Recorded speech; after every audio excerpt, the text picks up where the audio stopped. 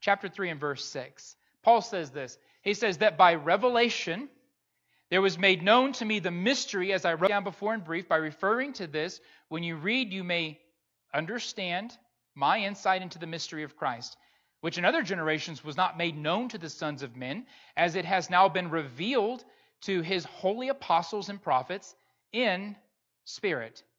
To be specific, that the Gentiles are fellow heirs and fellow members of the body and fellow partakers of the promise in Christ Jesus through the gospel. I like to think about it this way, and if this is easy for you and you want to jot this down somewhere, this is how I like to process this whole idea. And it's this way, that the Spirit, by revelation, through inspiration and education, communicates to us the Word of God.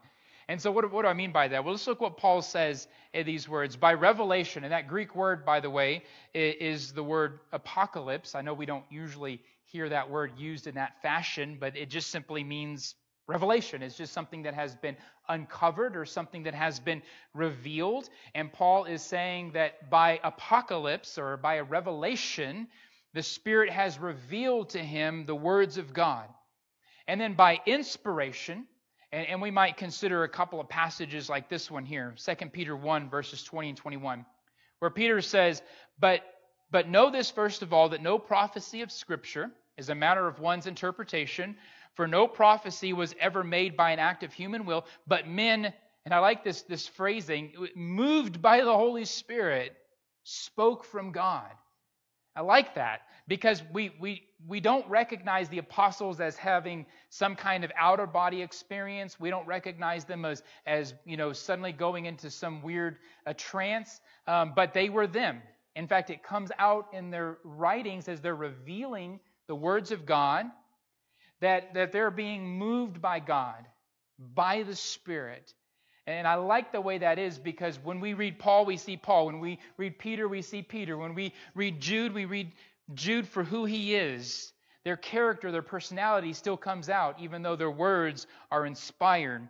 Another passage is 2 Timothy. This one's probably more familiar to you. 2 Timothy 3, verse 16, 17.